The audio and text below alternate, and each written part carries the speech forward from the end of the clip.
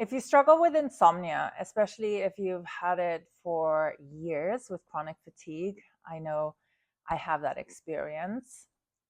Here are some tips and practices that can help you to restore good sleep again. Now, there is no quick fix to it. It does take time. At the root of insomnia is nervous system dysregulation. So you have to regulate your nervous system again. But to do that, there are many, many things that need to happen. So stress reduction, doing the trauma work is important.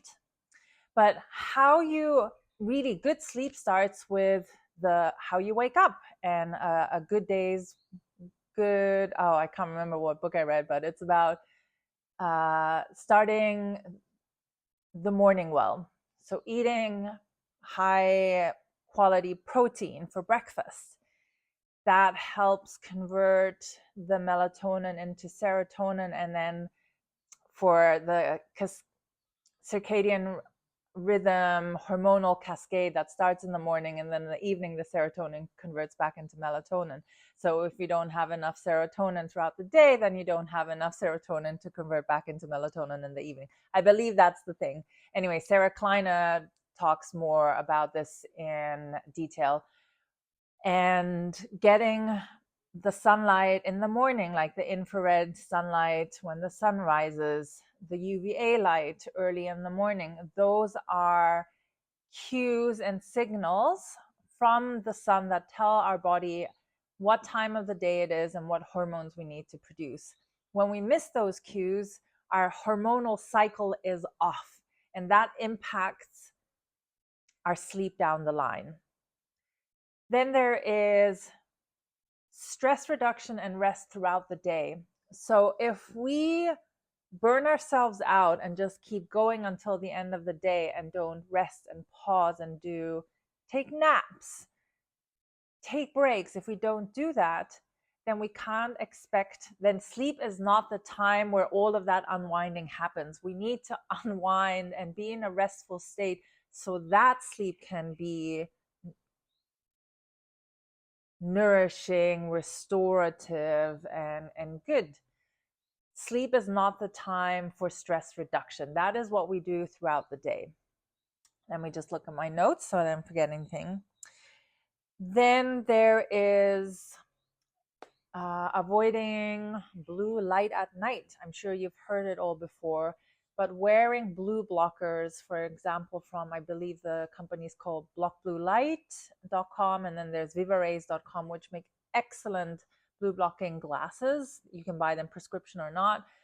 To wear them after sundown really helps your body then switch into, okay, it's nighttime now, and then the hormonal pathways of creating melatonin and everything to get our body into sleep mode kicks in. So I highly recommend that. Not eating too late at night. So we want our body not to be digesting food. We want it to be preparing for sleep at night. And when we digest food, it creates heat in our body, and we want our body to cool down.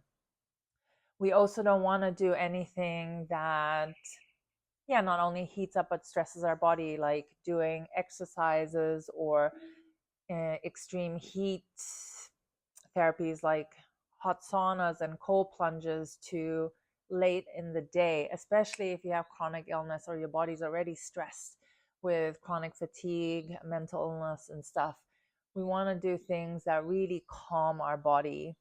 That can be just reading a book, lying on the ground, doing yin yoga. Netflix tends to not, or watching stuff on the TV or your laptop tends, even if you wear blue blockers, isn't really calming because it keeps the mind activated. Your senses are stimulated. Keeping a dark room, having blackout curtains, for example, or sleeping with an eye mask or earplugs is a good idea for some people. And then if you have trouble falling asleep, having a regular practice, having one or two or three yoga nidras or sleep meditations that you listen to regularly helps. If you spread it out too much, your nervous system won't get it can, but it's helpful to have that one voice knowing almost knowing the whole meditation by heart. And it's almost like you don't have to necessarily listen to the whole thing. Your body already starts after, I was doing it for years and I still need it occasionally, but as soon as I hear the voice and I hear those instructions, now my body knows, okay, it's time to wind down. It's almost like I train my body to calm down and unwind and de-stress when I listen to exactly the same favorite yoga nidras. Anyways, if you want me to expand on any of those things, let me know in a comment or send me a message, and I'm happy to create a YouTube video. I'm diving deeper on any one of those things.